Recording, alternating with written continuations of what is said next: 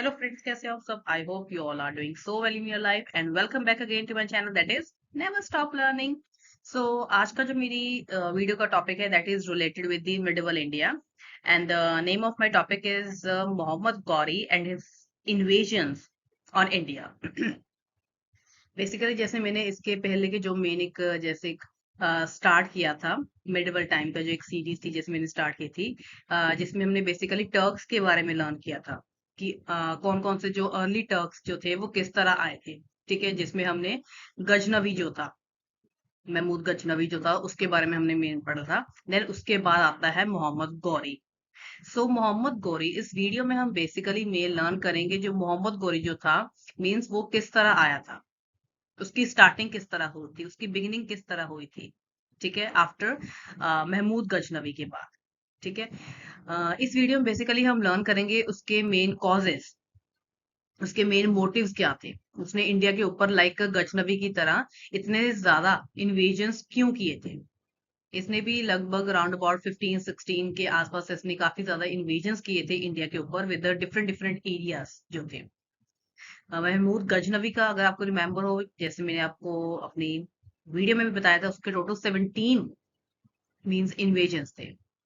ठीक है, तो गोरी के मींस मोहम्मद गौरी जो है आज की जो वीडियो है that is related with Mohammad Ghori, और उसमें हम बेसिकली उसके मेन मोटिव्स करेंगे एंड अलोंग विद दैट उसने कितने इन्वेजन्स किए हैं, कौन कौन सी जगह पर किए हैं एंड उस चीज का क्या रिजल्ट निकला है। ठीक है, इंडिया के ऊपर उस चीज का क्या इम्पैक्ट पड़ा। अलोंग विद दैट लास्ट में हम जो है वो बेसिकली मेन करेंगे कुछ सिमिलैरिटीज और कुछ डिससिमिलैरिटीज मोहम्मद गौरी के बारे में और महमूद गजनवी के बारे में। मीन्स दोनों जो थे मीन्स वो फॉरेन इन्वेडर्स थे। ठीक है, इंडिया पे आए थे, इनके कुछ मोटिव जो थे वो कुछ सिमिलर थे दोनों के, गजनवी के और गौरी के भी। ठीक है, बट इन दोनों के बीच में कुछ डिससिमिलैरिटीज भी थी। ठीक है, वो हम लास्ट में करेंगे। सो अगर आपको मेरी वीडियोस ऐसी अच्छी लग रही है तो मेरी वीडियो को लाइक करना, शेयर करना and don't forget to subscribe my channel that is never stop learning. तो चलिए ज्यादा टाइम वेस्ट ना करते हुए अपनी वीडियो की तरफ आगे मूव ऑन करते हो। So let's just start the video.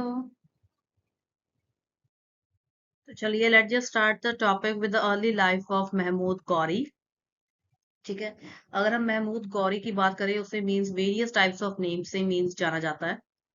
ठीक है, जिसमें सबसे पहले आता है मोहम्मद बिन शाम। ठीक है, एंड इन द हिस्ट्री उसका नाम जाना जाता है as a Shahabuddin Mohammad Ghori. He was quite famous with this name. ठीक है, मीन्स ये कहा जाता है that he was the first person जिसने एस्टेब्लिश किया था Muslim religion in India. No doubt पहले काफी सारे टर्क्स आए थे। ठीक है, मोहम्मद बिन कासिम हो गया या महमूद गजनवी हो गया, मीन्स जिन्होंने यहाँ पर मुस्लिम स्टेट जो थी वो एस्टेब्लिश करने की ट्राई की थी, but they were not successful in their efforts completely. It was only the Gauri, it was only Muhammad Ghori that was successful in the establishment of the Muslim state in India. ठीक है, इससे पहले जो गजनवी जो था उसने काफी सारे एरिया जो थे मींस अपने अंडर कर लिए थे, स्पेशली द नॉर्थ एरिया जो था। ठीक है, जो नॉर्थ एरिया जो था उसे अपने अंडर कर लिया था एंड उसने काफी ज्यादा economically and military power destroy कर दी थी उस एरियाज की। But he didn't attempt to establish a Muslim state in India, क्योंकि वो ज्यादातर टाइम उसका जो मेन जाता था या तो बैटल्स में जाता था। ठीक है, या तो मीन्स प्लंडर वगैरह करना या लूट करनी है। ठीक है, इस चीज में जाता था। But it was the Gauri who establish the Muslim rule in India. And उसके बाद क्या हुआ था, काफी सारे मुस्लिम रूलर्स जो थे, फॉरेन इन्वेडर्स जो थे, उन्होंने काफी लंबे समय तक मुस्लिम रिलीजन को इस इंडिया में मीन्स बनाए रखा, कायम रखा उस चीज। ठीक है, देन इसके अलावा जो गौरी जो था, Gauri was basically the Neiphiu of the Alauddin, Alauddin Hussain, Alauddin Hussain का नेफ्यू और ग्यासुद्दीन का ब्रदर। ठीक है, अब क्या हुआ था कि जब गजनवी का जो टाइम था, मोहम्मद गजनवी का टाइम था, तो उसने एक एरिया जो था, मीन्स जब गजनवी का टाइम था तो उसने क्या किया था, वेरियस टाइप्स ऑफ जो एरियाज जो थे उसने अपने अंडर कर लिए थे गजनवी। ठीक है। देन गजनवी के बाद क्या हुआ था कि जब उसकी डेथ के बाद उसके जो सक्सेसर जो हुए थे वो काफी ज्यादा वीक थे, इतने ज्यादा एबल नहीं थे कि वो दूसरे इन्वेडर्स के साथ मीन्स मुकाबला कर, जिसके कारण क्या हुआ था कि जो गौरी वंश के मेन सक्सेसर जो थे उन्होंने इसी चीज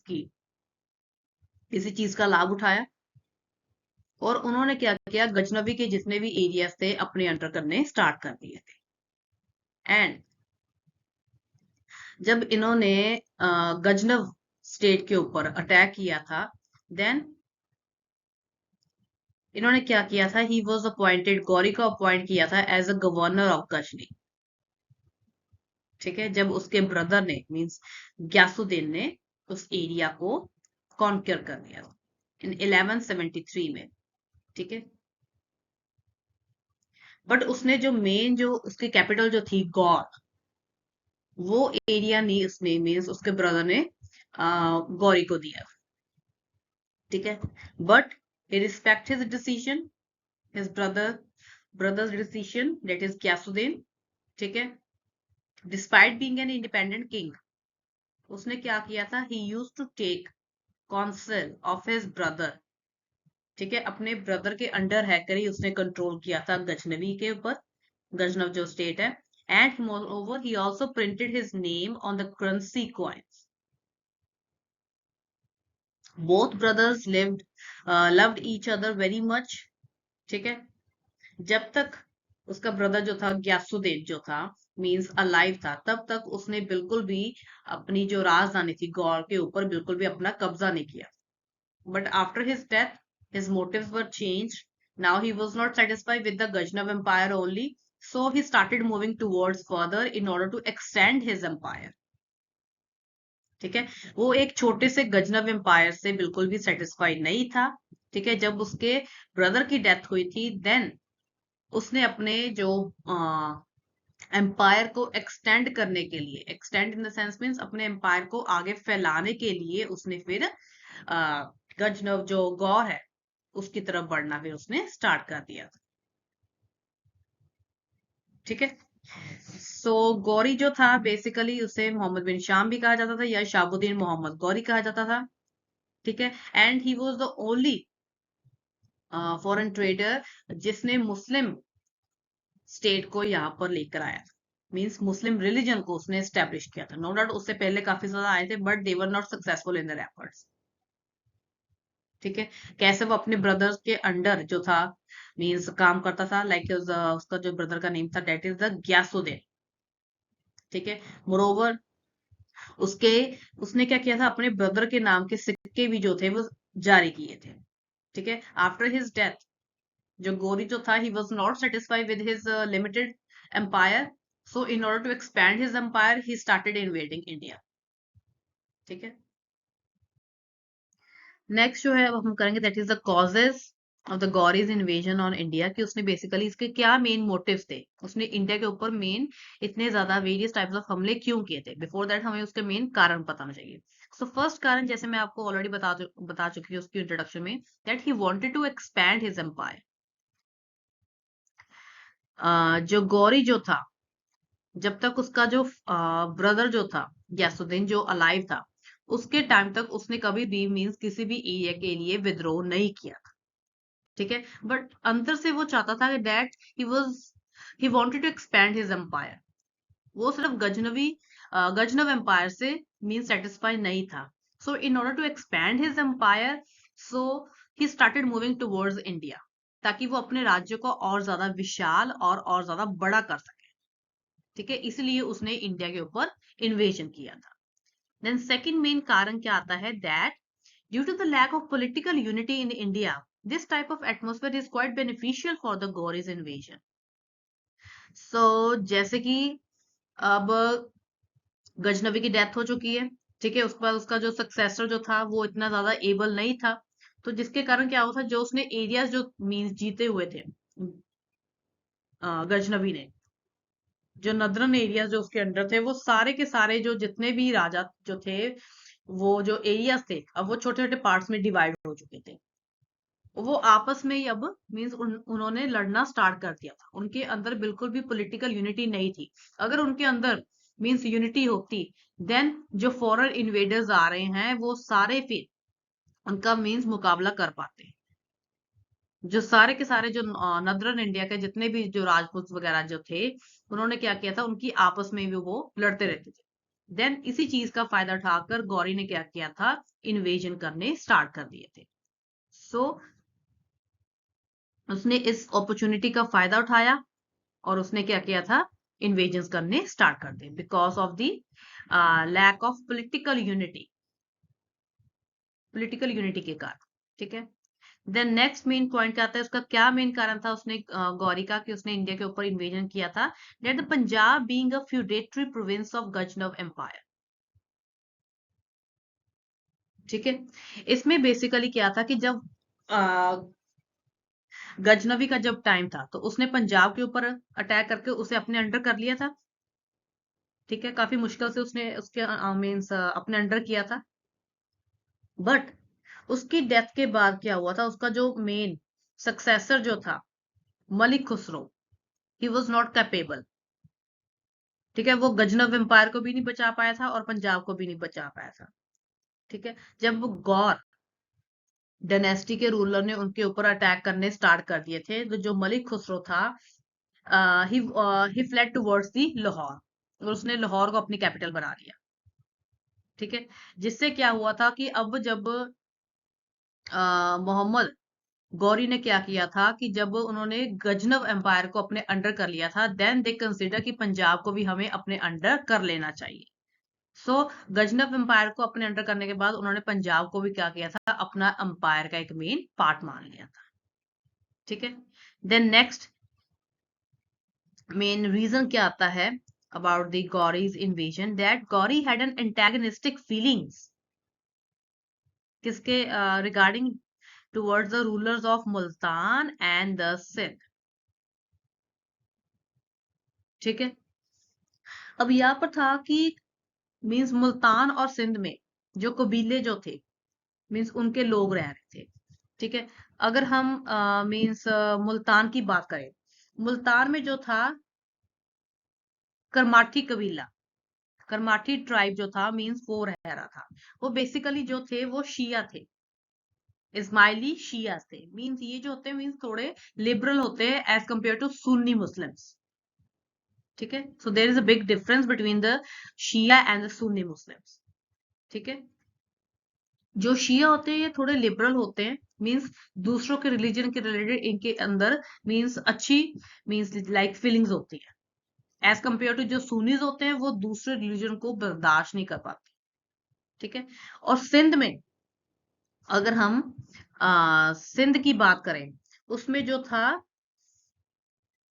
सुमर जाति, सुमर कास्ट के जो शियाज जो थे, मीन्स वो रह रहे थे। तो गौरी जो था इन दोनों को बिल्कुल भी पसंद नहीं करता था, ना इस ट्राइब को ना इस कास्ट के जो लोग थे। तो इन दोनों के खिलाफ उनकी काफी उसकी जो थी काफी ज्यादा एंटेगनिस्टिक और मींस हॉस्टाइल फीलिंग्स थी, गुस्से से भरी हुई फीलिंग्स जो थी, वो इन दोनों के जो ट्राइबल जो एरियाज के जो लोग थे उनको खत्म करना चाहते थे, क्योंकि वो शिया थे, ठीक है। So he had a very antagonistic feeling towards the ruler of Multan and the Sindh. Next जो मेन मोटिव आता है that is the struggle with the Khwarizm Shah, ठीक है। खवारिज्म शाह, तो इसमें क्या था कि जैसे जैसे जो गौरी जो था मींस अपने एम्पायर को एक्सपैंड कर रहा था, सिमिलरली उसके जो मेन एनिमीज थे उनका जो नंबर था वो इंक्रीज होता जा रहा था, ठीक है। अगर मिडल ईस्ट की हम बात करें, उसमें जो खवारिज्म जो था, खवारिज्म और खुरासन, खुरासन के जो मेन रूलर्स जो थे उसके मेन एनिमीज थे, ठीक है। देन इसके अलावा पंजाब सिंध मुल्तान के जो मुस्लिम शासक जो थे वो ऑलरेडी इसके मींस एनिमीज हो चुके थे, ठीक है। तो वेरियस काफी जगह से जो थे इसके एनिमीज जो थे वो उनका नंबर जो था वो इंक्रीज होना स्टार्ट हो गया था। तो इसने सबसे पहले क्या किया था, इनको रोकने की कोशिश की थी, ख्वारिज़म शाह जो था। ठीक है, इसको रोकने की जैसे कोशिश की थी but he was not successful. तो इसने क्या किया था, अपना सारा का सारा जो ध्यान जो था इसने इंडिया पर लगाना शुरू कर दिया। अब इसने इंडिया पर इन्वेजन करने जो थे ये मीन्स वो स्टार्ट कर दिए थे। इन सारे लोगों को मीन्स बिल्कुल भी इसने ध्यान नहीं दिया था। द नेक्स्ट जो मेन आता है दैट अपने एम्पायर को एक्सपैंड करने के लिए, ठीक है, he needed money and the only source of getting money was to invade. ठीक है, क्योंकि काफी अपने एम्पायर को एक्सपैंड करा था। इसके मींस एनिमीज की जो गिनती थी वो लाइक डे बाय डे वो इंक्रीज हो रही थी। ठीक है, अपने एम्पायर को एक्सपैंड करने के लिए ही नीड मनी। ठीक है, अपनी आर्मी को मेंटेन करना है, इसे पैसे की जरूरत थी। तो इसे मींस बेसिकली ये मेन पता था जो इंडिया जो था उसमें काफी ज्यादा अमाउंट में पैसा जो है इसे मिल सकता है। तो इसीलिए ये एक मेन कारण माना जाता है कि इसने इंडिया के ऊपर इन्वेजन किया। द नेक्स्ट मेन मोटिव इसका आता है कि लाइक गजनवी की तरह, गजनवी की तरह, लाइक गजनवी की तरह ही गौरीवी जो था वो सुन्नी मुस्लिम था। ठीक है, वो इंडिया को मुस्लिम कंट्री जो था वो बनाना चाहता था, इंडिया गौरी। ठीक है, और जो गजनवी था उसने मींस इतना ज्यादा एफर्ट नहीं किया था कि वो इंडिया को मुस्लिम कंट्री बना सके, but it was the Gauri जिसने काफी हद तक मींस यहाँ पर मुस्लिम रिलीजन तो जो था मींस वो एस्टेब्लिश कर दिया था, जिससे कारण क्या हुआ था, काफी सेंचुरीज तक यहाँ पर मुस्लिम्स का राज चला था। ठीक है, तो नेक्स्ट मेन एक कारण आता है रिगार्डिंग दीज के मोटिव्स क्या थे, that he wanted to spread Islam in India. वो इस्लाम रिलीजन को यहाँ पर स्प्रेड करना चाहता था। सो इसी के कारण उसने काफी सारे एरियाज के ऊपर मींस अटैक किया विद सेवरल टाइम्स, और उन एरियाज के ऊपर मींस इसने फोर्सिबली मींस लोगों के ऊपर एट्रोसिटीज कर कर इसने लोगों को उनका मींस लाइक रिलीजन जो था वो चेंज करवाने की कोशिश की। तो ये भी उसका एक मेन लाइक मोटिव माना जाता है कि उसने मेन अटैक क्यों किया था इंडिया के ऊपर, बिकॉज वो इस्लाम रिलीजन को स्प्रेड करना चाहता था। So that's why he invaded India several times. And moreover, he also uh, forcibly convert the Hindu people into a Muslim religion. तो ये जो थे सारे थे बेसिकली मेन उसके मोटिव्स कि उसने इन्वेजन्स क्यों किए थे, लाइक उसके स्ट्रगल्स चल रहे थे कुमारी शाम के ऊपर। ठीक है, देन उसे मनी की जरूरत थी। अब लाइक गजनवी वो भी सुन्नी मुसलमान था। ठीक है, इंडिया को एज अ मुस्लिम कंट्री देखना चाहता था। ठीक है, अपने एम्पायर को एक्सपैंड करना चाहता था वो ज्यादा से ज्यादा। ठीक है, देन इसके अलावा उसने आ, छोटे से राज से वो बिल्कुल भी जैसे लाइक सेटिस्फाइड नहीं था। मोरोवर उसे एक अपॉर्चुनिटी भी मिल गई थी, जो वेरियस टाइप्स जो राजपूत जो थे वो आपस में लड़ रहे थे, जिसके कारण क्या था उसे एक अपॉर्चुनिटी मिल गई थी, जिसके कारण क्या था उसने इंडिया पर अटैक करने स्टार्ट कर दिए। तो चलिए let just start the invasions. तो सबसे पहले जो उसकी है वो हम करेंगे उसके इन्वेजन्स गौरी के। काफी सारे उसने मींस इन्वेजन्स किए थे इंडिया के ऊपर। अराउंड अबाउट 1175 से लेकर उसने कम से कम 1205 मींस हम कह सकते हैं कि 30 इयर्स तक उसने इंडिया के ऊपर अटैक ही करता रहा था। तो सबसे फर्स्ट जो मेन उसका मीन उसकी जो बिगनिंग जो हुई है इन्वेजन करने की, that was the conquest of the Multan. जैसे कि आपको मैं ऑलरेडी इसके कॉजेज में बता चुकी हूँ कि इसकी कुछ एंटेगनिस्टिक फीलिंग्स थी मुल्तान के जो रूलर्स थे और सिंध के जो रूलर्स थे, क्योंकि वहां पर क्या थे कि एक ट्राइबल एरिया जो था मीन्स वहां पर इस्माइली सुन्नीस जो थे मीन्स उनका रेजिडेंस था, और जो गौरी जो था वो उनसे काफी ज्यादा मीन्स उनके साथ उसकी हॉस्टाइल फीलिंग्स थी।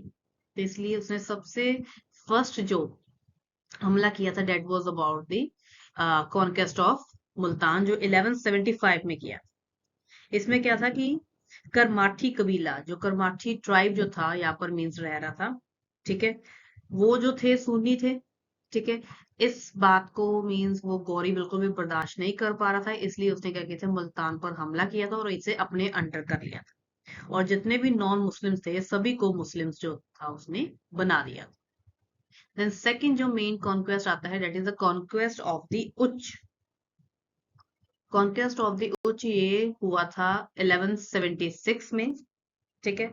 मुल्तान के बाद क्या किया था, अब गौरी ने उच्च की तरफ उसने जाना स्टार्ट कर दिया था, ठीक है। ये बेसिकली जो एरिया था सिंध के नॉर्थ में पड़ता था, उच्च का जो एरिया था, ठीक है। तो इसने पहले जाते जाते पहले सिंध का जो नॉर्थ एरिया था उसको अपने अंडर कर लिया है। देन इसके बाद इसने उच्च को अपने अंडर करने की कोशिश की थी, but he was not successful. Then इसने क्या किया था, धोखे से इस एरिया को अपने अंडर किया था। मीन्स ये कहा जाता कि उस समय ड्यूरिंग द गौरीज टाइम उच्च पर जो था एक राजपूत जो था वो रूल कर, ठीक है। और इससे ये लगता था कि जब तक यानी कि ये उस राजपूत को मार नहीं देगा तब तक ये उच्च के ऊपर बिल्कुल भी अटैक नहीं कर पाए। तो इसने क्या किया, इसने एक चाल चली। इसने क्या किया, उसकी वाइफ को एक प्रपोजल दिया कि अगर वो अपने हस्बैंड को मार देगी देन उसकी डॉटर को जो है वो मेन एक एज अ हेड बना देगा इस एरिया का, ठीक है। तो उसकी वाइफ ने क्या किया, उसकी बातों में आकर अपने हस्बैंड को मार दिया, ठीक है। और उसने जो उच्च का जो एरिया था पहले गौरी को सौंप दिया। बट जब अपनी जो मीन्स उसकी विश थी पूरी करने की टाइम आया, तो गौरी ने क्या किया ऐसा, गौरी ने क्या किया, तो उसने क्या किया कि बेसिकली जो उसकी विश थी उसे मानने से बिल्कुल इनकार कर दी। तो ये कुछ स्कॉलर्स का मानना है कि उच्च के ऊपर मीन्स उसने बड़े आसानी से पहले ही कब्जा कर लिया था। उस समय कोई भी राजपूत जो था वो उच्च के ऊपर रूल नहीं कर रहा था। ये कुछ हिस्टोरियंस के व्यूज हैं, ठीक है। उनका ये मानना था कि ऑलरेडी इसके ऊपर जो था एक मुस्लिम रूल कर। So there is a controversy कि उच्च में उसने किस तरह जो थी अपनी आ, जो जीत जो थी उसकी जो विक्ट्री जो थी उसने किस तरह हासिल की थी। नेक्स्ट जो हम करेंगे that is the invasion on the Gujarat, ठीक है, and the defeat of Gauri. ये काफी इंपॉर्टेंट बैटल है गौरी की, ठीक है, मोहम्मद गौरी की। इसमें क्या होता है यानी कि ये इस बैटल में बेसिकली हार गया, ठीक है। ये बैटल जो थी इसने मीन्स लड़ी थी 1178 में, ठीक है। उस समय जो था राजपूत था इसमें और भीमदेव, इसमें जो इम्पोर्टेंट रूलर था उस समय दैट वाज द भीमदेव जो रूल कर रहा था, ठीक है। अपनी मदर, इसकी मदर जो थी विडो थी, उसके साथ ये रूल कर रहा था। भीमदेव राजपूत रूलर था गुजरात का उस समय। और बाय एज जो था अभी वो इतना बड़ा नहीं था, but still he was a very courageous ruler. जब गौरी को इस बात का पता चला कि ये अभी छोटा है, कि अभी कुछ कर नहीं पाएगा, उसकी मदर जो है वो विडो है, तो उसने क्या किया, गुजरात की तरफ जाना इसने स्टार्ट कर दिया, ठीक है। 1178 उसने क्या किया, गुजरात की तरफ जाना स्टार्ट किया था। But with the passage of time क्या हुआ था कि जो गौरी जो था उसकी जो आर्मी जो थी वो हारना स्टार्ट हो गई थी। ये देखकर जो गौरी जो था, मोहम्मद गौरी जो था, वो देखकर काफी ज्यादा हैरान हो गया था। मीन्स उसे इस लड़ाई में इतनी बुरी तरह से हराया था, वो मीन्स वो काफी ज्यादा डर गया था। एंड उसने ये डिसाइड किया था कि वो काफी मीन्स अब वो बिल्कुल भी गुजरात की तरफ जो था मीन्स अपना फेस नहीं करेगा। मीन्स दोबारा जो है वो गुजरात के ऊपर अटैक कभी नहीं करेगा। मीन्स इतना ज्यादा वो इस लड़ाई से मीन्स डर चुका था मोहम्मद गौरी, ठीक है। देन नेक्स्ट जो बैटल आती है that is the conquest of the Sindh. ये जो हुई थी 1182 में हुई थी सिंध में। जैसे इसने ऑलरेडी जब इसने उच्च में अटैक किया था, इसने नदरन जो पार्ट था सिंध का ऑलरेडी इसने अपने अंडर कर लिया था। अब जो बाकी का जो एरिया बचा था सिंध का, वहां पर जो था इस्माइली जो थे मीन्स सुन्नीस जो थे मीन्स वो रह रहे थे, ठीक है। इसमें जो थे बेसिकली सुमर ट्राइब जो थी, मीन्स वो रह रही थी, वो सुन्नी थे, ठीक है। और इसने क्या किया था, उन सभी को हराकर मीन्स वहां पर मुस्लिम एम्पायर जो था वो खड़ा कर दिया। इन सभी को मुस्लिम जो था इस्लामिक रिलीजन अडॉप्ट करने के लिए कहा था इसने। तो सिंध के ऊपर इसने बहुत ही इजिली जो था वो अटैक करके इसे अपने अंडर कर लिया। नेक्स्ट जो बैटल आती है that is about the very important conquest जो मोहम्मद गौरी ने इंडिया के ऊपर की थी, that was the conquest of the Punjab. Conquest of the Punjab जो बेसिकली 1179 से लेकर 1186 तक लड़ी गई थी, ठीक है। उस समय क्या था कि जब गौरी का टाइम चल रहा था तब पंजाब में गजनवी का जो एक मेन सक्सेसर जो था खुसरो मलिक, वो रूल कर रहा था इसमें, ठीक है। तो जब खुसरो मलिक जो था मैं जब गजनव में था, तो उस समय जब गौरी ने या उसके सक्सेसर ने जब भी अटैक किया था, तो जो खुसरो मलिक था वो भागकर लाहौर आ गया था, पंजाब में छिप गया था, ठीक है। तो 1179 में सबसे पहले इसने पेशावर के ऊपर हमला किया और उसे अपने अंडर कर लिया।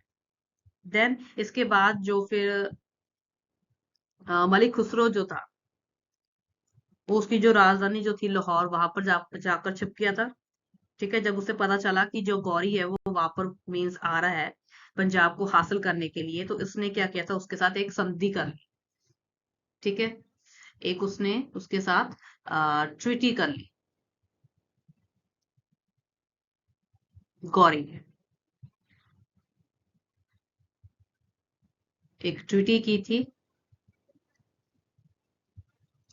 मलिक खुसरो ने क्या किया था, गौरी के साथ एक ट्रीटी की थी, जिसमें बेसिकली क्या था, तो उसमें वेरियस टाइप्स ऑफ गिफ्ट्स जो थे मलिक खुसरो ने गौरी को भेजे थे। अलॉन्ग विद दैट उसने क्या किया था, अपना 4 साल का जो बेटा जो था एज अ जैसे जमानत के तौर पर उसे भी अपने अपने बेटे को भी उसने गौरी के पास सौंप दिया था, ठीक है। देन इसके बाद कुछ समय तक उसने क्या किया था, गौरी ने उसने पंजाब के ऊपर अटैक नहीं किया था। But with the passage of time क्या हुआ था कि जो मलिक खुसरो था उसकी जम्मू के जो शासक था चक्रदेव, जम्मू का जो शासक था, जम्मू का जो रूलर था चक्रदेव, मीन्स उसके साथ कुछ एंटेगनिस्टिक फीलिंग्स, मीन्स कुछ हॉस्टाइल फीलिंग्स जो थी वो एरप्ट होना स्टार्ट हो गई थी, मीन्स उसके साथ कुछ लड़ाई वगैरह हो गई। देन जो जम्मू का जो शासक था उसने फिर मदद मांगी थी गौरी से कि अगर वो पंजाब के ऊपर अटैक करेगा तो वो अपनी सेना जो है वो गौरी की हेल्प के लिए भेजे। ये सुनकर उसने क्या किया था कि पंजाब के ऊपर अब उसने मार्च करना स्टार्ट कर दिया। जब इस बात का जो पता जो था, मीन्स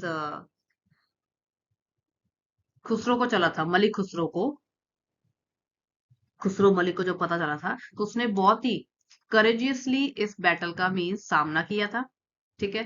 एंड देन गौरी को ये मीन्स जैसे फील होना स्टार्ट हुआ कि वो अब पंजाब के ऊपर अटैक और ज्यादा नहीं कर पाएगा। देन उसने क्या किया था, अगेन मीन्स एक नेगेटिव चेंज जो था उसने लेना एक्सेप्ट किया था। इसमें उसने क्या किया था कि उसने एक जैसे संदेशा जो था खुसरो मलिक को भेजा था कि वो वापस अपने बेटे को ले जाए, मीन्स धोखे से वो उसे हराना चाहता था खुसरो मलिक को, क्योंकि अब वो जीत नहीं पा रहा था। इसलिए उसने क्या किया था, उसने एक संदेश भेजा था कि वो अपने बेटे को वापस ले जाए, अलोंग विद दैट वो उससे भी कुछ भी नहीं करेगा, मीन्स उसके मीन्स पंजाब जो एरिया है उसको भी जो है वो रिलीज कर देगा। इस बात को सुनकर जब वो उसके पास आया, जो खुसरो मलिक था, जब वो गौरी के पास आया, उसके एरिया में आया, तो देन उसने क्या किया था, गौरी ने धोखे से उसे अरेस्ट कर लिया था और उसे गजनव लेकर उसे 1192 में उसकी हत्या कर दी, ठीक है। 1192 में उसे मार दिया।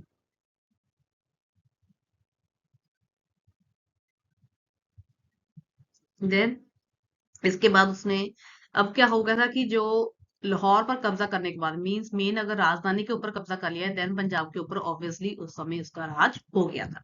देन इससे क्या होता, अब जो गजनव एम्पायर का जो रूल चल रहा था काफी लंबे समय से पंजाब के ऊपर, अब वो खत्म हो चुका था बिल्कुल ही। ठीक है। देन अब किसका राज शुरू हो गया था? गौड़ डायनेस्टी का। देन इसके अलावा उसने पंजाब को क्या किया था, एक मिलिट्री बेस बना लिया था। मींस मिलिट्री की जितनी भी ट्रेनिंग होती थी अब वो सारी की सारी पंजाब में लाहौर में होनी स्टार्ट हो गई। तो ये थे बेसिकली उसके मेन इंवेजन। हम आगे फर्दर भी करेंगे। तो इसमें हमने बेसिकली मेन किया है मुल्तान उच्च, जिसमें गुजरात में बुरी तरह वो हार गया था, उस पर उसने दोबारा अटैक नहीं किया था गुजरात को। देन सिंध और पंजाब, पंजाब का भी जो है काफी इंपॉर्टेंट इन्वेजन है गौरी का। तो चलिए नेक्स्ट जो उसकी बैटल आती है that is the first battle of Tarain, which is a very important battle regarding historical point of view. ठीक है। फर्स्ट बैटल ऑफ तराइन जो थी दैट वाज बेसिकली जो हुई थी इन दी 1191 में ये बैटल हुई थी। ठीक है।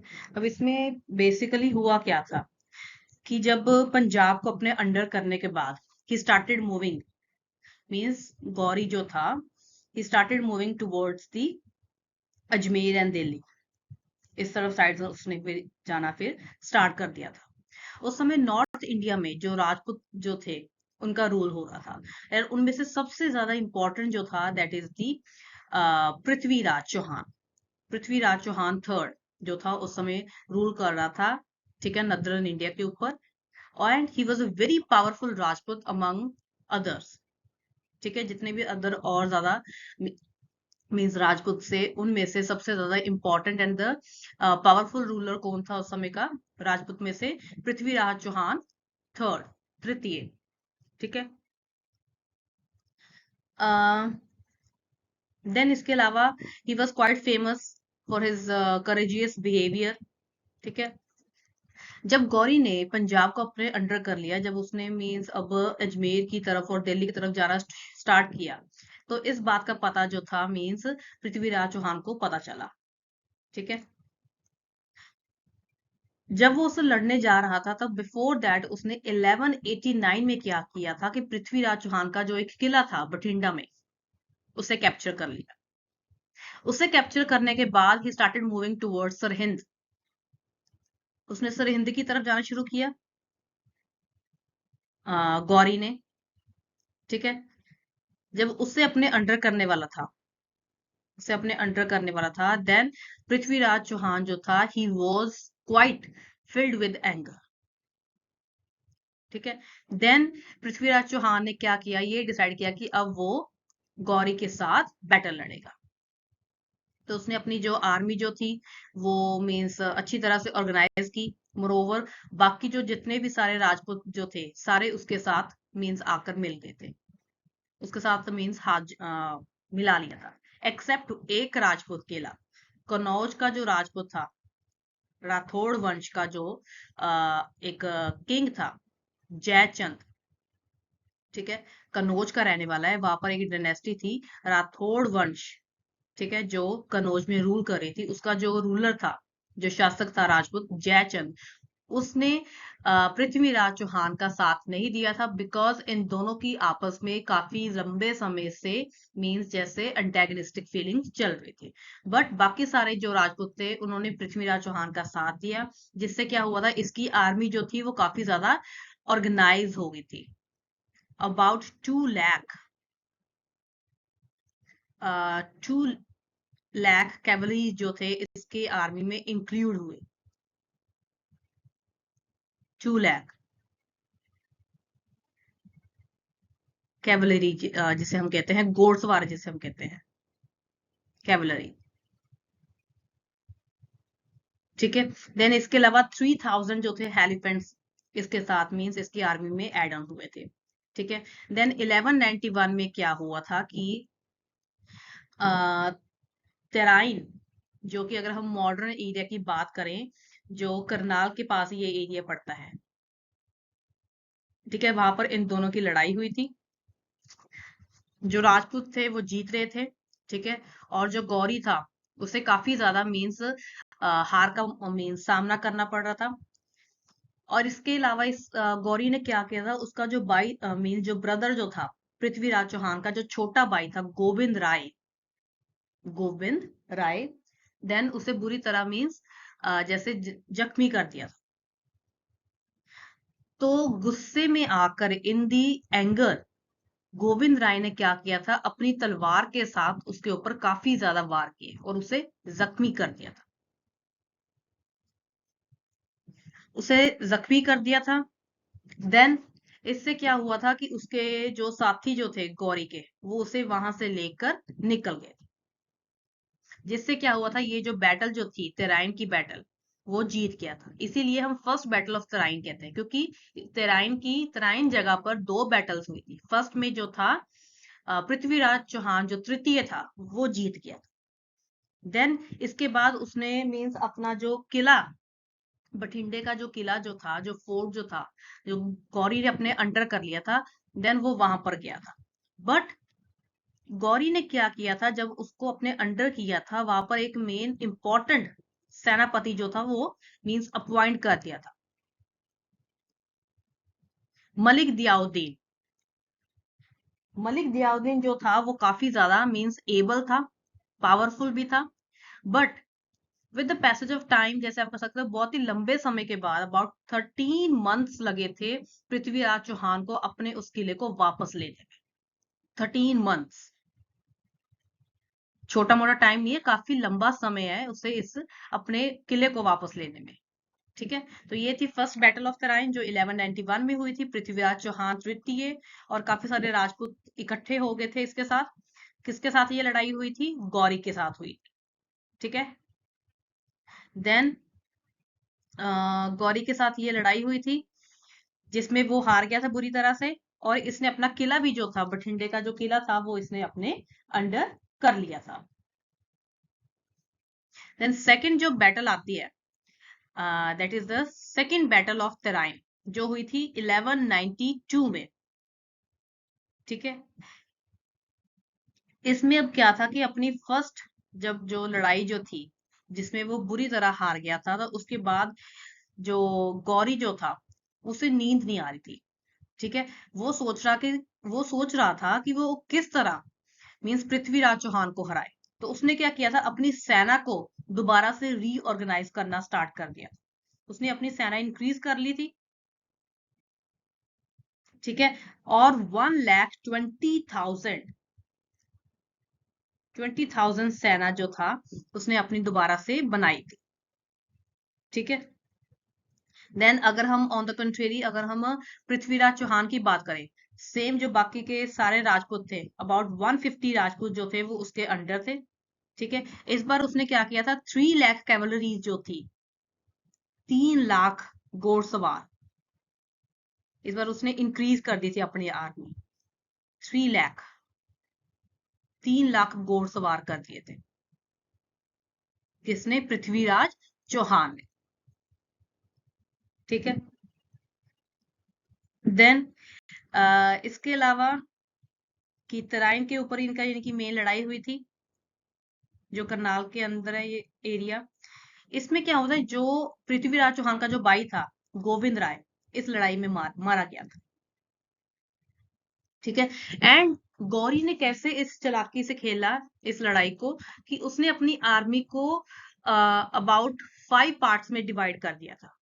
जब वो तराइन की लड़ाई में गया था, तो वो अपनी आर्मी के साथ सिर्फ 4 मेन पार्ट्स को साथ में लेकर गया था, 4 मेन टुकड़ियों को लेकर गया था, बटालियन जैसे आप कह सकते हो। ठीक है, एक टुकड़ी उसने बचा कर रखी थी कि जब वो हारेगा, तब पीछे से जो उसकी जो टुकड़ी होगी, जो उसकी मेन एक पार्ट होगा, इंपॉर्टेंट पार्ट, जो तीर कमान संभालते हैं, वो अटैक करेंगे।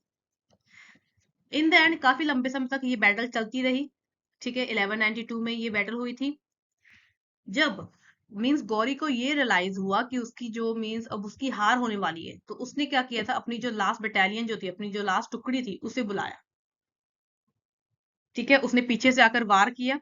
ठीक है, तीर कमान से वार किया, जिससे क्या हुआ था कि जो राजपूत के जो हाथी थे, वो काफी ज्यादा भगदड़ उनमें मच गई थी, और वो अपने ही लोगों को मारना उन्होंने शुरू कर दिया था। भगदड़ के कारण, क्योंकि जानवर थे, उन्हें नहीं पता था कि किस तरफ जाना है, कौन उनका अपना है, कौन उनका मीन्स ऑपोजिट डायरेक्शन में। तो जिससे क्या हुआ था कि ये बैटल जो थी, सेकंड बैटल ऑफ तराइन में, पृथ्वीराज चौहान जो तृतीय जो था, he lost this battle.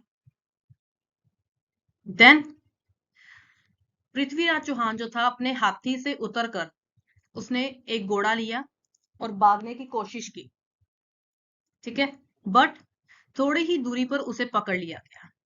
And अब काफी सारे हिस्टोरियंस के डिफरेंट डिफरेंट व्यूज है। कई का ये कहना है कि उसे पकड़कर वहीं पर मार दिया गया था, पर कई स्कॉलर्स का ये कहना है कि उसे मींस पकड़कर अपने एरिया में ले गए थे, गजनव में, और वहां पर जाकर उसे मारा था। So there is a different different views. So this is the battles of Tarain, first battle of Tarain and the second battle of Tarain, जो 1191 में और 1192 में हुई थी। फर्स्ट बैटल जो था, पृथ्वीराज चौहान तृतीय जो था वो जीत गया था। जो सेकंड बैटल जो थी, that was won by the Ghori. ठीक है, नेक्स्ट जो बैटल हम उसकी करेंगे, that is the acquisition of Bulandshahr, Meerut, Delhi and Koil. ठीक है, अब क्या हुआ था कि तराइन की बैटल के बाद जो गौरी ने जो था, नदरन इंडिया के जितने भी जो सारे एरियाज जो थे, उसका सारा जो जिम्मा जो था, मीन जो सारी टेक केयर जो थी, वो अपने एक मेन एबल जर्नल को सौंपती थी, that is the Qutbuddin Aibak. ठीक है, और खुद वो वापस गजनवी चला गया था। ठीक है, खुद वो वापस चला गया था। देन इसके बाद क्या होता, उसने इस एरियाज को काफी अच्छे तरीके से संभाला, कुतुबुद्दीन ऐबक ने। देन इसके बाद कुछ जो एरियाज जो थे, जैसे अजमेर हो गया, मेरठ हो गया, ठीक है, या दिल्ली हो गया, इसमें जो राजपूत वगैरह जो रह रहे थे, उन्होंने क्या किया था कि वो गौरी के अंडर बिल्कुल भी रहना नहीं चाहते थे, उन्होंने अटैक करना स्टार्ट कर दिया था। देन कुतुबुद्दीन ऐबक ने क्या किया था, उनका मुकाबला किया था, उन्हें हरा दिया था, और उन्हें देन इसके बाद उसने कंप्लीट क्या किया था, बुलंदशहर, मेरठ, दिल्ली और कोयल के ऊपर जो था, उसने 1139 93 में उसने कब्जा कर लिया था। कुतुबुद्दीन ऐबक ने ये सारा काम किया था, जो उसका मेन एक जर्नल था। द नेक्स्ट जो आता है, that is the attack on the Kannauj and defeat of Jaichand. अगर आपको याद हो कि जो कनौज का जो एरिया जो था, जब फर्स्ट बैटल ऑफ तराइन हुई थी, ठीक है, उसमें जो एक राजा था जिसने पृथ्वीराज चौहान तृतीय का साथ नहीं दिया था, वो कौन था, दैट वाज दी जयचंद। ठीक है, और इसी ने क्या किया था कि जब सेकंड बैटल हुई थी तराइन की, इसने फिर साथ दिया था गौरी का। ठीक है, अब गौरी ने ये कहा था, ये तो अब उसके अंडर आ गया था। ठीक है, गौरी ने ये कहा था कि अगर वे अपनी मीन्स जो कास्ट के लोगों के साथ वफादार नहीं है, तो वो मेरे साथ किस तरह हो सकता है।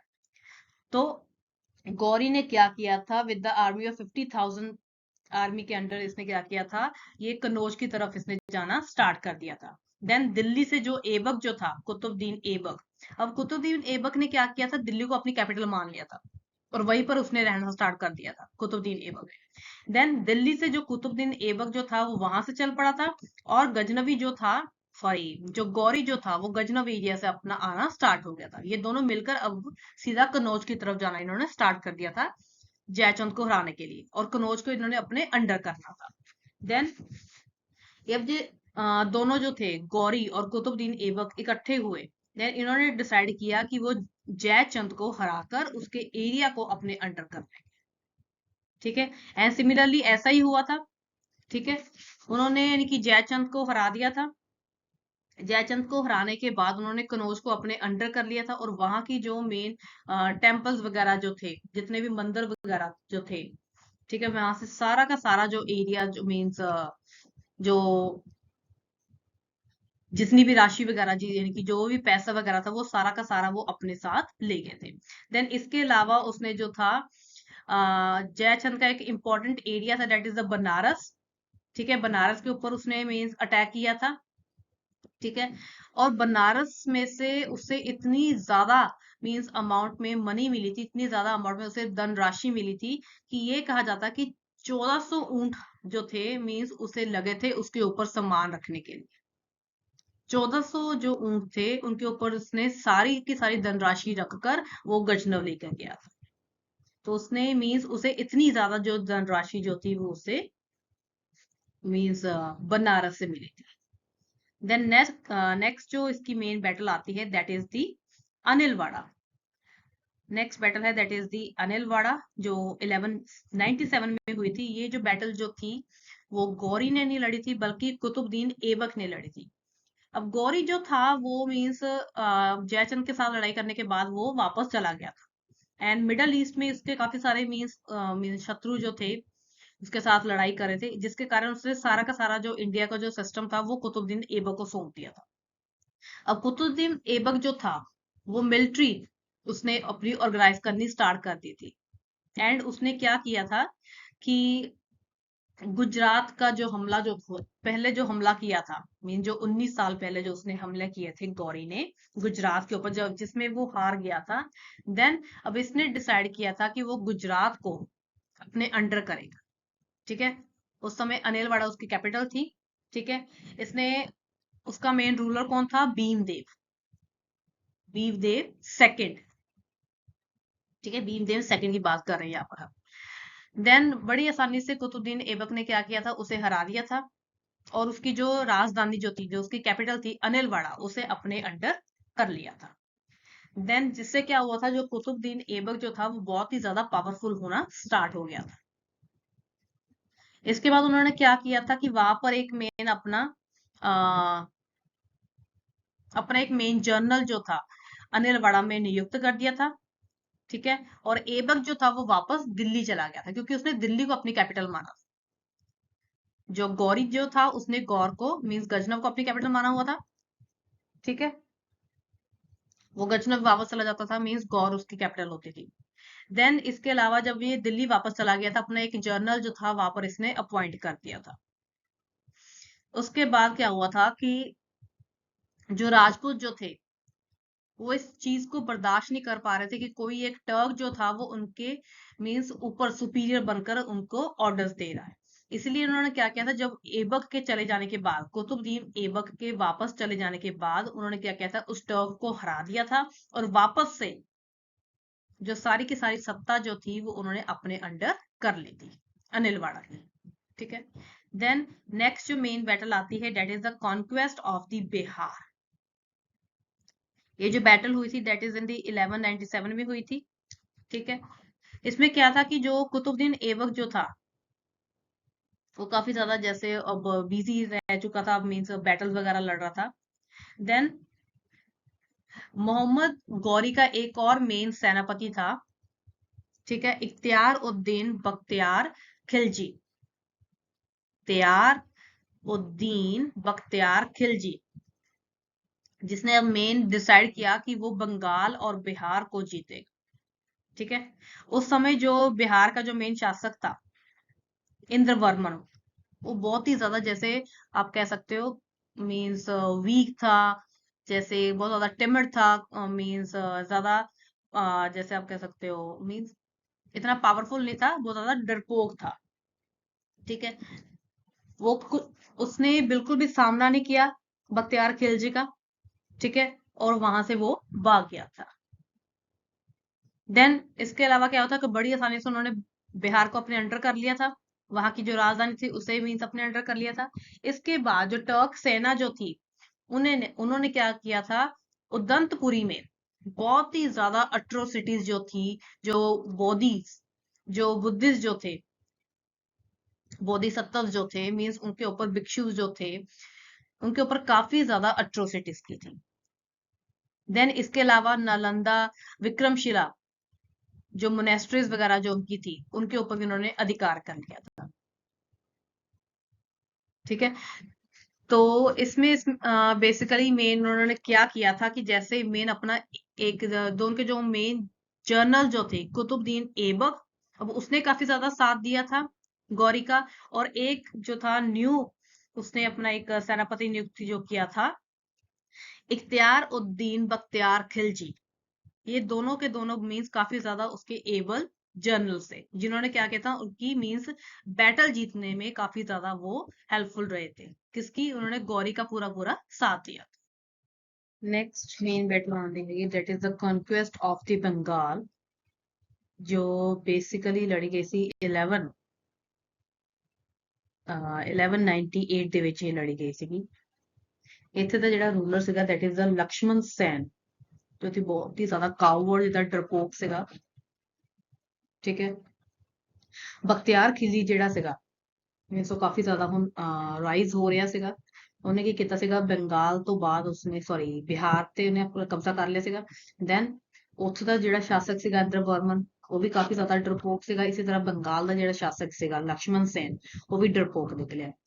ਦੈਨ ਬਖਤਿਆਰ ਖਿਲਜੀ ਨੂੰ ਇੰਨੀ ਜ਼ਿਆਦਾ ਜਲਦੀ ਸੀ ਕਿ ਉਹ ਆਪਣੀ ਜਿਹੜੀ ਅੱਧੀ ਸੈਨਾ ਜਿਹੜੀ ਸੀਗੀ, ਜਦੋਂ ਰਸਤੇ ਤੇ ਜਾ ਰਹੇ ਸੀ ਉਹ ਇੰਨੀ ਤੇਜ਼ੀ ਦੇ ਨਾਲ ਜਾ ਰਿਹਾ ਸੀਗਾ, ਅੱਧੀ ਸੈਨਾ ਉਹਦੇ ਪਿੱਛੇ ਰਹਿ ਗਈ। ਉਹ ਸਿੱਧਾ ਉਹਨਾਂ ਦੇ ਕਿਲੇ 'ਚ ਜਾ ਪਹੁੰਚਿਆ ਤੇ ਲੋਕਾਂ ਨੂੰ ਇਹ ਲੱਗਾ ਕਿ ਜਸਟ ਇਹ ਮੁਸਾਫਰ ਹੈਗੇ, ਆਪਣਾ ਸਮਾਨ ਸਮੂਨ ਦੇਣ ਆਏ ਹੈਗੇ। ਬਟ ਅਚਾਨਕ ਹੀ ਉਸਨੇ ਬੰਗਾਲ ਦੇ ਉੱਪਰ ਧਾਵਾ ਬੋਲ ਦਿੱਤਾ।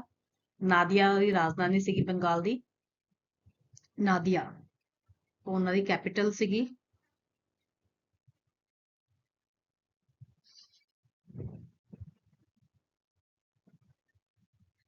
ਠੀਕ ਹੈ। ਦੈਨ ਲਕਸ਼ਮਣ ਸੇਨ ਜਿਹੜਾ ਸੀਗਾ ਕਾਫੀ ਡਰਪੋਕ ਨਿਕਲਿਆ ਤੇ ਬਖਤਿਆਰ ਖਿਲਜੀ ਨੇ ਬੜੀ ਹੀ ਆਸਾਨੀ ਦੇ ਨਾਲ ਉਹਦੀ ਕੈਪੀਟਲ ਤੇ ਬੰਗਾਲ ਦੇ ਉੱਪਰ ਜਿਹੜਾ ਸੀਗਾ ਕਬਜ਼ਾ ਕਰ ਲਿਆ ਸੀਗਾ।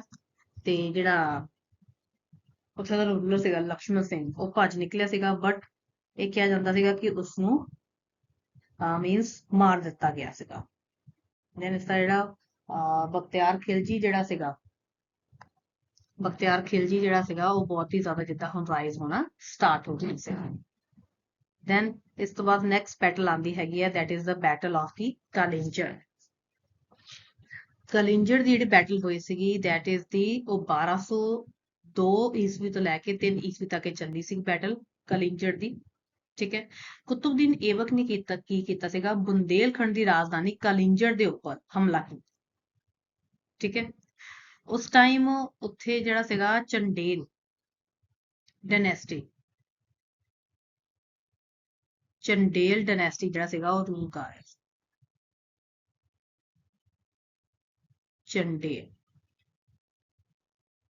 ਚੰਡੇਲ ਡਾਇਨੈਸਟੀ ਰੂਲ ਕਰ ਰਹੀ ਸੀਗੀ ਕਿੱਥੇ? ਕਲਿੰਜਰ ਦੇ ਉੱਪਰ। ਤੇ ਇਹਦਾ ਜਿਹੜਾ ਮੇਨ ਰੂਲਰ ਸੀਗਾ ਦੈਟ ਇਜ਼ ਦਾ ਪਰਮਾਲ ਦੇਵ, ਉਹ ਰੂਲ ਕਰ ਰਿਹਾ ਸੀਗਾ। ਠੀਕ ਹੈ। ਜਦੋਂ ਯਾਨੀ ਕਿ ਸਟਾਰਟਿੰਗ ਵਿੱਚ ਤਾਂ ਜਿਹੜੀ ਸੀਗੀ ਚੰਦੇਲ ਡਾਇਨੈਸਟੀ ਜਿਹੜੀ ਸੀਗੀ ਦਾ ਰੂਲਰ ਜਾਂ ਪਰਮਾਲ ਦੇਵ ਉਹ ਜਿੱਤ ਰਹੇ ਸੀਗੇ।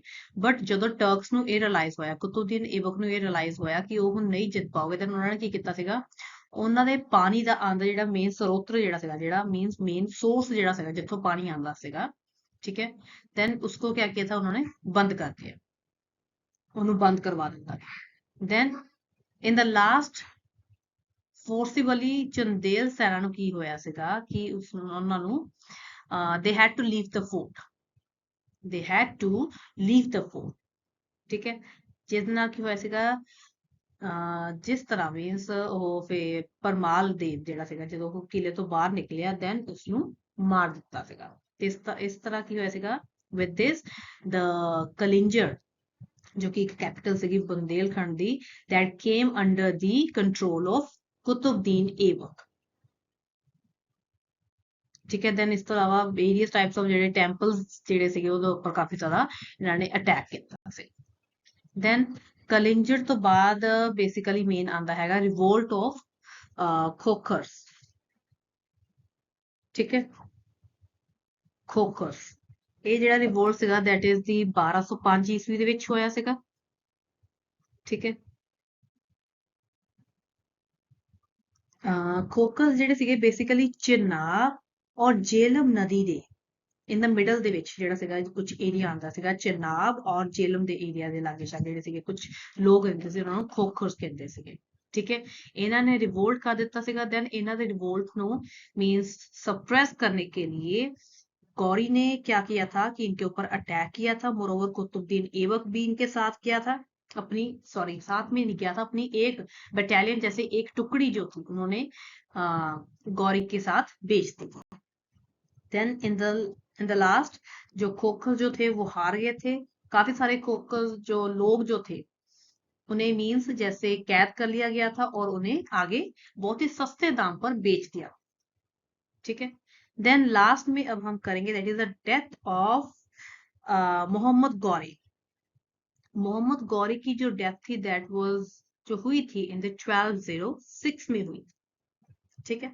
अब ये था कि लाहौर में शांति की व्यवस्था करने के बाद, ठीक है, मोहम्मद गौरी जो था वो वापस गजनवी की तरफ जा रहा था। ठीक है। बट रास्ते में ही जब मीन्स जहां पर इन्होंने शरण ली थी, जहां पर इन्होंने अपना टेंट वगैरह लगाया था सिंधु नदी के पास ही, उसमें क्या होता कि 15 मार्च को, सॉरी 15 मार्च को कुछ जो लोग जो थे इसके टेंट में आ गए थे। 15 मार्च, ठीक है, 1206 ईस्वी, 1206 ईस्वी की बात है। ठीक है। आ, कुछ जो लोग थे इसके मीन्स जैसे टेंट में आकर उन्होंने इसकी हत्या कर दी। और वेरियस टाइप्स ऑफ स्कॉलर्स का ये मानना है कि ये जो लोग थे खोखर के कुछ लोग थे। ठीक है। कुछ का ये कहना है कि जो इस्माइली कबीले से मींस जो ताल्लुक रखते थे, मींस उन्होंने इससे मींस मारा था। तो डिफरेंट डिफरेंट व्यूज है, क्योंकि इसने इसके जो एनिमीज जो थे वो काफी लार्ज नंबर में थे। ठीक है। जब ये वापस अपने गजनवी में जा रहा था तो रास्ते में जब ये ठहरा हुआ था, हाँ, सिंधु नदी के पास से इन्होंने अपने जो टेंट वगैरह लगाए हुए थे वहां पर कुछ लोगों ने आकर इसे मार दिया। तो ये थी बेसिकली मेन बैटल्स जो उसने काफी ज्यादा मीन्स लड़ी थी। बट एज कम्पेयर टू अगर हम गजनवी की बात करें, उसने टोटल 17 बैटल्स लड़ी थी। इसकी अराउंड अबाउट 14-15 तक हो जाती है।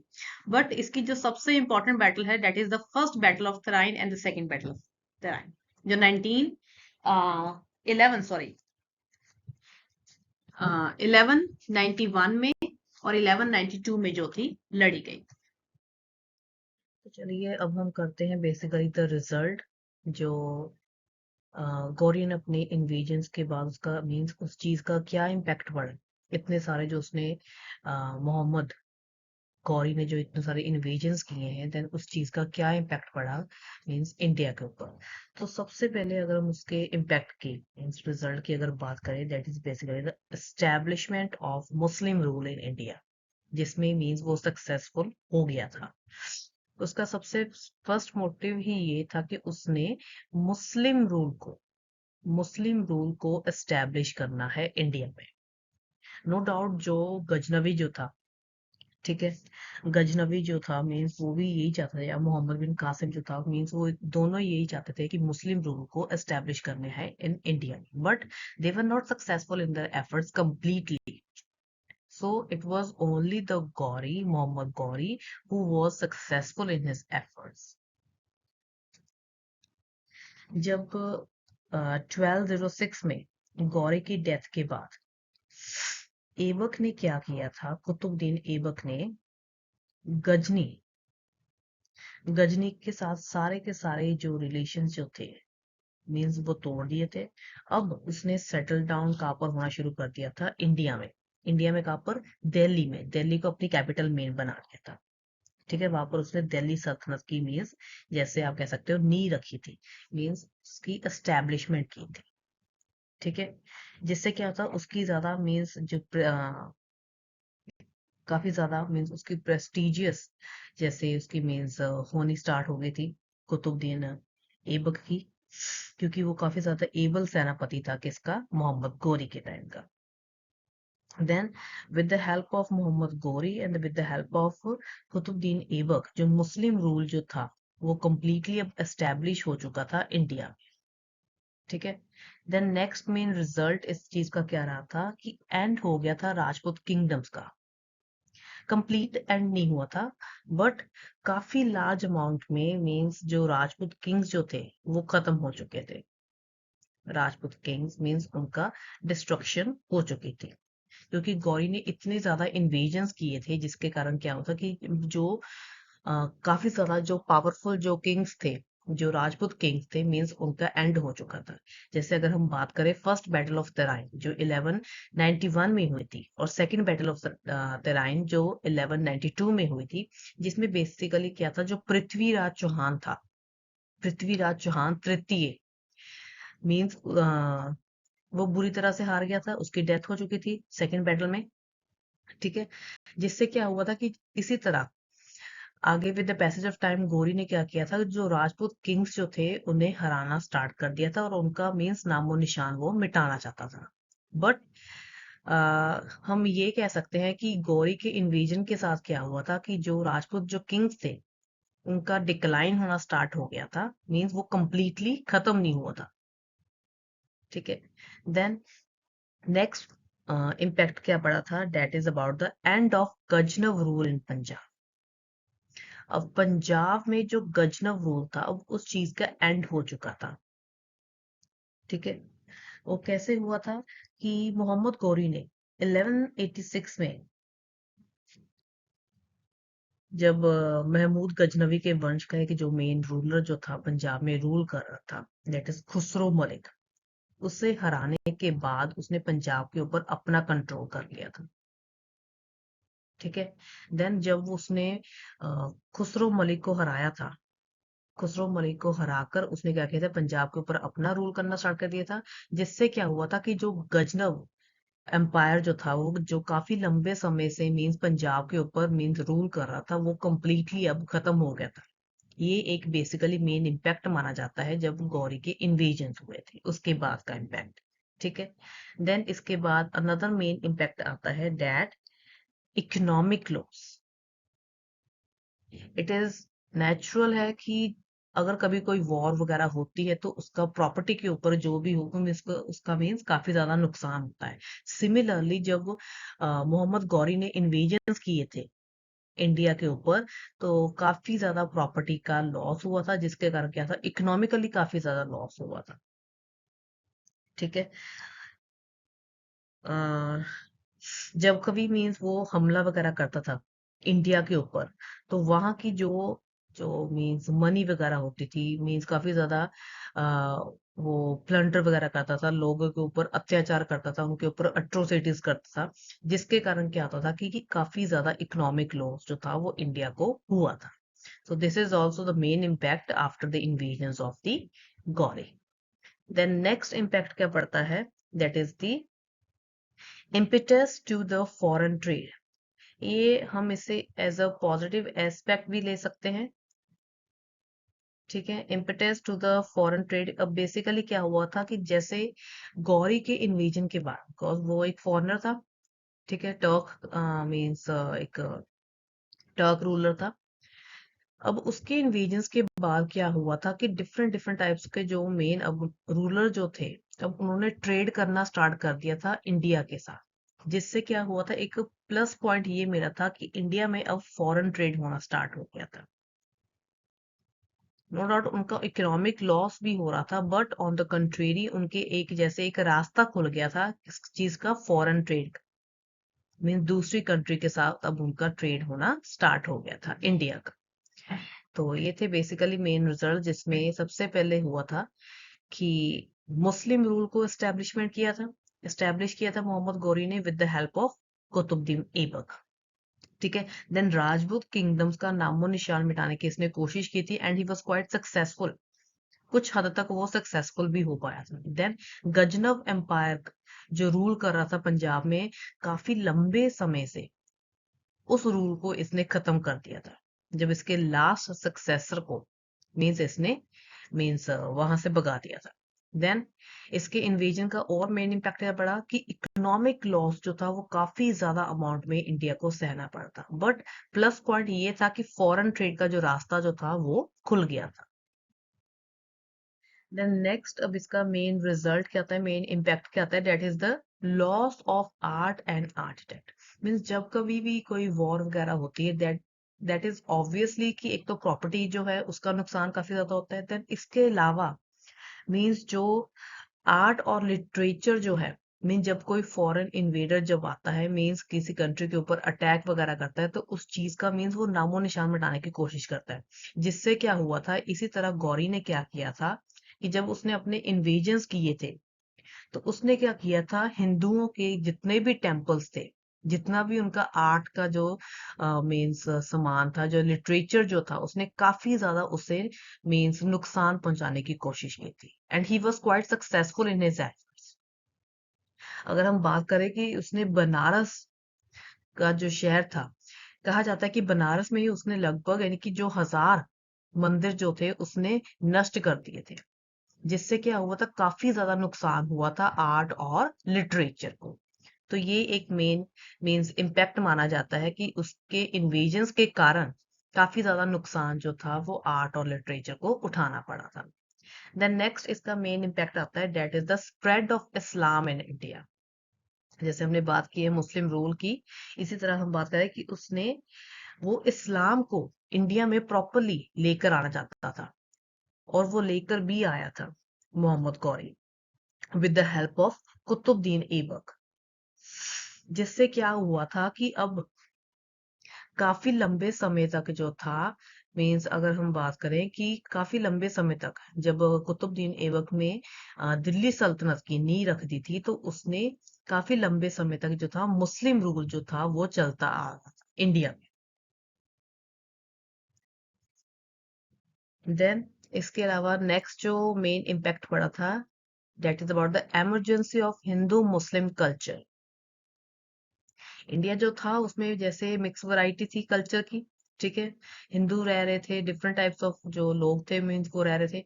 अब जब इस्लामिक रिलीजन जो था अब इंडिया में आ चुका था because of the efforts of the Ghori and the Qutbuddin Aibak, then जब मुस्लिम जब इस्लामिक सॉरी इस्लामिक रिलीजन जो था इसमें आया, तो देन जो कल्चर जो थे वो काफी ज्यादा मिक्स हो चुके थे। सो हिंदू मुस्लिम कल्चर जो थे अब दोनों जो थे उस समय प्रेजेंट थे इंडिया में।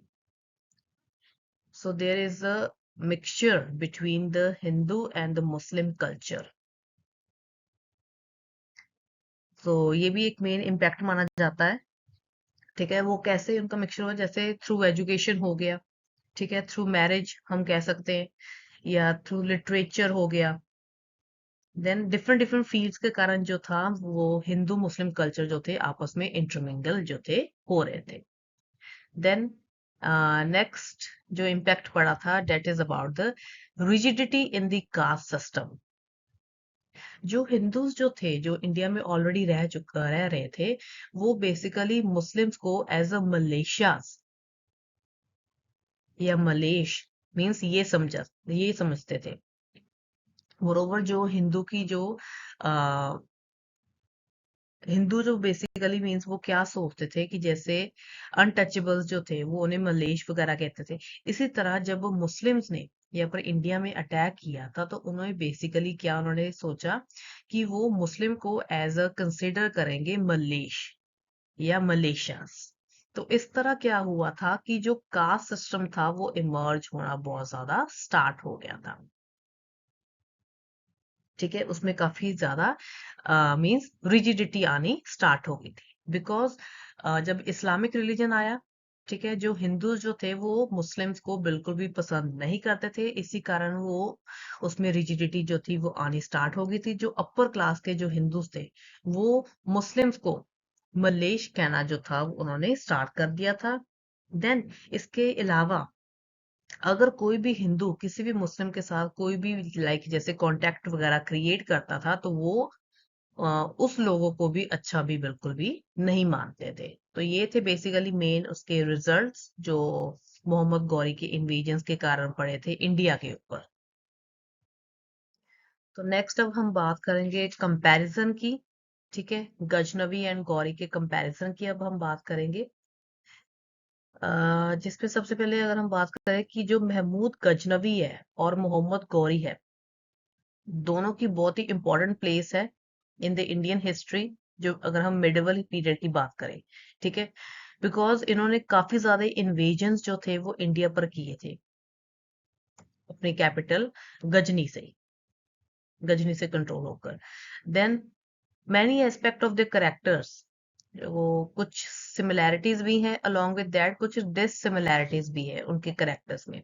तो बेसिकली हम वो ही उनके बारे में बात करेंगे कि उनके करेक्टर में बेसिकली कुछ सिमिलैरिटीज पाई गई हैं and there are some dissimilarities between them. So similarities between the Ghaznavi and the Gauri, along with that अब हम करेंगे dissimilarities। तो चलिए सबसे पहले अब हम बात कर लेते हैं उनकी सिमिलैरिटीज के बारे में। ठीक है, जो महमूद गजनवी और मोहम्मद गौरी के बीच में सिमिलैरिटीज थी, सबसे सबसे पहले जो उनके बीच में मीन्स एक सिमिलैरिटी आती है डेट बोथ वर टर्क्स। दोनों के दोनों जो थे दे वर द टर्क्स। ठीक है, मिडल ईस्ट, मिडल एशिया जो है, मिडल एशिया में एक जैसे आप कह सकते हैं एक खूंखार जाति जैसे बारबेरियंस जो होते हैं, मीन्स जो बहुत ज्यादा कट्टर होते हैं। ठीक है, और उनका मेन मकसद क्या होता है, just with the help of fighting वो सब कुछ हासिल करना चाहते हैं।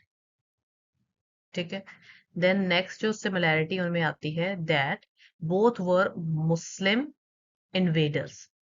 दोनों के दोनों जो थे मुस्लिम इन्वेडर्स थे, चाहे हम महमूद गजनवी की बात कर ले या मोहम्मद गौरी की बात कर ले, बोथ वर मुस्लिम इन्वेडर्स। ठीक है, एंड दोनों के दोनों कहाँ से रूल कर रहे थे, गजनव से। उनकी जो बेसिकली जो पहले की राजधानी जो थी दैट इज गजनी, जैसे हम मॉडर्न अफगानिस्तान भी कह सकते हैं।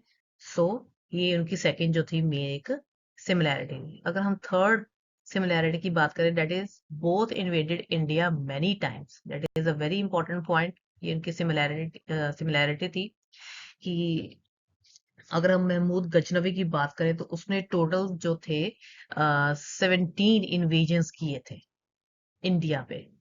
17 बार उसने हमले किए थे इंडिया के ऊपर, जिसके कारण काफी ज्यादा नुकसान उठाना पड़ा था इंडिया को। देन अगर हम महमूद गौरी मोहम्मद गौरी की अगर हम बात करें तो इसने बेसिकली 13 to 14 मीन्स इसने भी कम हमले नहीं किए थे इंडिया के ऊपर। 13 to 14 हमले जो थे इसने मीन्स इंडिया के ऊपर किए थे। So both invaded India many times. So this is the important similarity इन दोनों के बीच में जो है। Then next जो similarity आती है that is the both were the followers of Islam। क्योंकि ये दोनों के दोनों जो थे, गजनवी हो गया चाहे गौरी हो गया, दोनों जो थे बेसिकली इस्लामिक रिलीजन को इंडिया में लेकर आना चाहते थे। बोथ वर एंड दोनों के दोनों जो थे वो इस्लाम रिलीजन को फॉलो कर रहे थे एंड उसी रिलीजन को ये इंडिया में लागू करना चाहते थे। देन नेक्स्ट सिमिलैरिटीज इनकी आती है that is both committed atrocities on Hindus. It is the very common point कि जब कभी वो को मींस लड़ाई वगैरह करते थे किसी भी शहर में या किसी भी स्टेट में, जब किसी भी मींस एरिया पर जब वो अपना कब्जा करते थे तो हिंदुओं के ऊपर वो बहुत ज्यादा अत्याचार करते थे। चाहे अगर हम गजनवी की बात कर ले चाहे हम गौरी की बात कर ले, जो दोनों के दोनों जो थे वो बारबेरियंस थे। इसी के कारण अपने बिहेवियर के कारण वो काफी ज्यादा हिंदुओं के ऊपर मीन्स अत्याचार करते थे। देन नेक्स्ट जो सिमिलैरिटी आती है that is both of them वेग wars against the Rajput rulers. That is a very important point कि उनकी ज्यादातर जो लड़ाइयां जो थी वो राजपूत रूलर्स के साथ थी। ठीक है, अगर हम बात कर ले महमूद गजनवी की, जिसने बेसिकली पंजाब में हिंदू शाही जो किंगडम था उसे नष्ट करने का काफी ज्यादा मीन्स तय कर लिया था and he was also successful in that. जैसे गुजरात के ऊपर हो गया, थानेश्वर हो गया, कन्नौज हो गया, कांगड़ा हो गया एंड वेरियस अदर जो राजपूत रूलर्स को भी उसने हराया था गजनवी ने। ऑन द कंट्री अगर हम गौरी की बात करें, वो भी कम नहीं था, उसने भी पंजाब में कन्नौज हो गया, बुंदेलखंड हो गया, दिल्ली, अजमेर आदि जो मेन रूलर्स जो थे, स्पेशली राजपूत रूलर जो थे, उन्हें काफी ज्यादा हराया था। तो ये थी basically main similarities between the Ghaznavi and the Gauri. So main क्या आ जाती है कि दोनों जो थे वो टर्क्स थे। ठीक है, बारबेरियन टाइप उनका एटीट्यूड था। ठीक है, दोनों के दोनों क्या थे, मुस्लिम इन्वेडर्स थे। ठीक है, इंडिया के ऊपर उन्होंने काफी ज्यादा हमले किए थे दोनों ने। ठीक है, और इस्लामिक फॉलोअर्स थे, इस्लामिक रिलीजन को वो यहाँ पर इंडिया में एस्टेब्लिश करना चाहते थे। ठीक है, हिंदुओं के ऊपर काफी ज्यादा अत्याचार करते थे दोनों रूलर्स। ठीक है। देन इसके अलावा राजपूत रूलर्स को मीन्स उनका वो अंत करना चाहते थे। तो चलिए नेक्स्ट अब हम बात करेंगे कुछ डिसिमिलैरिटीज की जो गजनबी और गौरी के बीच में थी। तो सबसे पहले मेन असमानता मीन्स डिसिमिलैरिटी आती है डेट एज अ जर्नल्स दोनों के बीच में बहुत ज्यादा फर्क था। ठीक है। अगर हम महमूद गजनवी की और मोहम्मद गौरी दोनों की बात करें, इसमें ये थी कि ज्यादा जो करेजियस जो था, जो मीन्स ब्रेव जो था, वो माना जाता था गजनवी। जो गौरी जो था वो इतना ज्यादा एबल मीन्स नो डाउट उसने भी काफी सारी जो बैटल्स जो थी वो मीन्स लड़ी थी। बट जो गजनवी था उसने टोटल 17 बैटल जो थी वो लड़ी थी। इंडिया के ऊपर 17 बार हमले किए थे। ठीक है। And in every battle he one. But on the contrary अगर हम गौरी की बात करें, गौरी ने 13 to 14 इन्वेजन्स किए थे इंडिया के ऊपर। बट जिसमें क्या था कि वो कुछ मेन बैटल जो था वो हार गया था। अगर हम गुजरात की बात करें जिसमें भीमदेव था, उसने हरा दिया था गौरी को। ठीक है। देन इसके अलावा अगर हम तेराइन की फर्स्ट बैटल ऑफ तेराइन की बात करें जो 1191 में हुई थी, जिसमें पृथ्वीराज चौहान ने गौरी को हरा दिया था। तो जिससे हमें ये पता चलता है कि अगर हम एज अ जर्नल की बात करें, ठीक है, उसमें जो गजनवी था वो ज्यादा कैपेबल था एज कंपेयर टू गौरी। तो ये थी सबसे first dissimilarity. Then second dissimilarity क्या आती है? Aims of invasions. That is a very important point. Aims of invasions means दोनों ने हमले किए थे इंडिया के ऊपर काफी बारी, काफी टाइम किए थे। देन उनका मेन जो एम था that is quite different. Ghaznavi का अलग एम था, गौरी का अलग एम था। गजनबी का मेन एम क्या था कि उसने हमले तो जरूर किए थे, बट उसका मेन एम क्या था कि वो वहां की जो मेन संपत्ति वगैरह है, जो प्रॉपर्टी वगैरह है, जो जितना भी पैसा है इंडिया में, वो सारा का सारा वो अपने देश गजनब में लेकर जाना चाहता था। बट ऑन द कंट्रेरी अगर हम गौरी की बात करें, उसका मेन एम क्या था कि उसने इंडिया के ऊपर इतने ज्यादा हमले क्यों किए थे? बिकॉज वो अपने एम्पायर को एक्सपैंड करना चाहता था। So there is a big difference between the aims. इन दोनों के बीच में क्या थे? गजनवी का मेन एम क्या था और गौरी का क्या था? गजनवी का मेन एम बेसिकली ये था कि वो चाहता था कि यहाँ की जो जितनी भी संपत्ति जो है, जितनी भी जो मनी वगैरह है, वो सारी की सारी अपने साथ गजनव ले सके। ठीक है। गौरी का मेन एम क्या था कि वो अपने एम्पायर को और ज्यादा विस्तार कर सके, मीन्स और ज्यादा मीन्स वो एक्सपैंड कर सके। तो ये थी उनके बीच में डिसिमिलैरिटी। थर्ड डिसिमिलैरिटी क्या आती है? As builders of empire in India. अगर हम बिल्डर्स की बात करें तो उसमें जो प्लस पॉइंट जो मीन्स वो जाता है दैट फॉर द गौरी। क्योंकि गौरी ही जो था, क्योंकि एक तो वो मेन चाहता था कि अपने एम्पायर को एक्सपैंड करना, एंड वो ही was quite successful in his efforts. तो उसने क्या किया था कि जैसे जो गजनवी जो था, मीन्स उसने कुछ पार्ट जो था इंडिया का, जैसे पंजाब हो गया या मुल्तान हो गया, कुछ पार्ट जो था अपने एम्पायर में ऐड ऑन किया था। बट उसने सारा जो एरिया जो था वो उसने कभी भी अपने एम्पायर में ऐड ऑन नहीं किया था। बट अगर हम गौरी की बात करें, उसने जितने भी एरिया जीते थे उन सारे के सारे एरियाज को उसने अपने एम्पायर में मीन्स ऐड ऑन किया था। तो अगर हम बिल्डर्स की बात करें, जो बिल्डर्स ऑफ एम्पायर कौन था इंडिया में? That was the Ghori. तो नेक्स्ट मेन डिसिमिलैरिटी क्या आती है? That is the staunch followers of Islamic.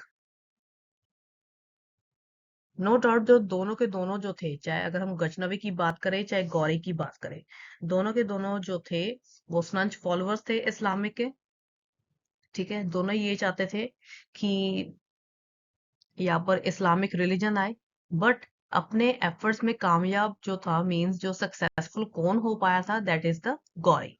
वही जो था यहाँ पर इस्लामिक रिलीजन को लेकर आया था। अगर हम गजनवी की बात करें, वो मुस्लिम रिलीजन यहाँ पर लेकर आया जरूर था, बट उसने क्या किया था? लोगों के ऊपर काफी ज्यादा अट्रोसिटीज की थी। But on the contrary no doubt Ghori ने भी की थी, बट उसने कभी भी इतना ज्यादा अट्रोसिटीज नहीं की थी जितनी ज्यादा गजनबी ने की थी. देन नेक्स्ट मीन्स डिसिमिलैरिटी क्या आती है, that is the as patron of art and literature. So there is a big difference between the Ghaznavi and the Ghori.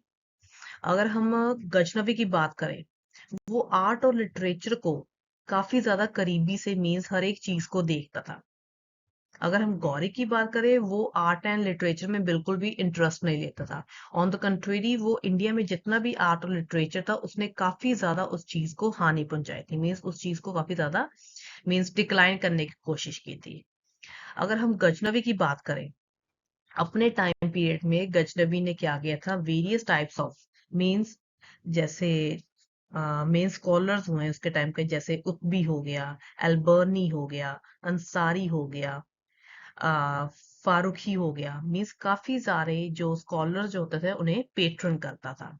ठीक है, उन्हें काफी ज्यादा प्रोत्साहन करता था. देन इसके अलावा उसने वेरियस टाइप्स ऑफ जैसे भवन वगैरह जो थे, मीन्स काफी अच्छी अच्छी इमारतें जो थी अपने शहर मीन्स गजनव में बनवाई थी. अगर हम गौरी की बात करें, उसने अपने टाइम पीरियड में कुछ भी मीन्स नहीं बनवाया था. सो ये थी main dissimilarities between the Ghaznavi and the Gauri, जिसमें क्या था कि अगर हम जर्नल्स की बात करें, there is a big difference between the Ghaznavi and the Ghori. ठीक है, अगर हम एम्स की बात करें, दोनों के एम्स एकदम डिफरेंट थे. ठीक है, एक यहाँ की मनी को लेकर जाना जाता था, मीन्स पैसा वगैरह जितना भी था मीन्स सारा का सारा लूटना चाहता था. दूसरा क्या चाहता था कि यहाँ की मीन्स अपने एम्पायर को एक्सपैंड करना चाहता था. देन अगर हम बिल्डर्स की बात करें, तो वो गौरी ने यहाँ पर अपना मीन्स एम्पायर बिल्डअप किया था. देन जो स्नंच फॉलोअर्स है, बोथ आर स्नंच फॉलोअर्स, बट अगर हम ज्यादा स्नंच फॉलोअर्स की बात करें, वो कौन था, गजनबी था, जो काफी ज्यादा अट्रोसिटीज करता था हिंदूज के ऊपर. देन अगर हम गौरी की बात करें, patron of art and literature की, उस चीज में गौरी का बिल्कुल भी इंटरेस्ट नहीं था. जो गजनवी था उसने काफी ज्यादा आर्ट और लिटरेचर को प्रोत्साहन करता था. काफी अच्छी अच्छी इमारतें जो थी उसने अपने शहर गजनव में मीन्स एस्टेब्लिश करवाई थी और उसारी थी.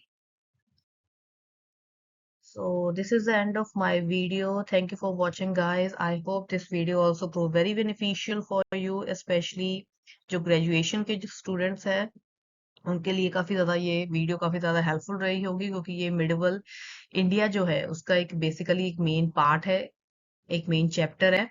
सो अगर जो मेरी वीडियो आपके लिए काफी ज्यादा हेल्पफुल रही है, आपके लिए काफी ज्यादा बेनिफिशियल रही है, तो मेरी वीडियो को लाइक करना, शेयर करना, and don't forget to subscribe my channel, that is never stop learning.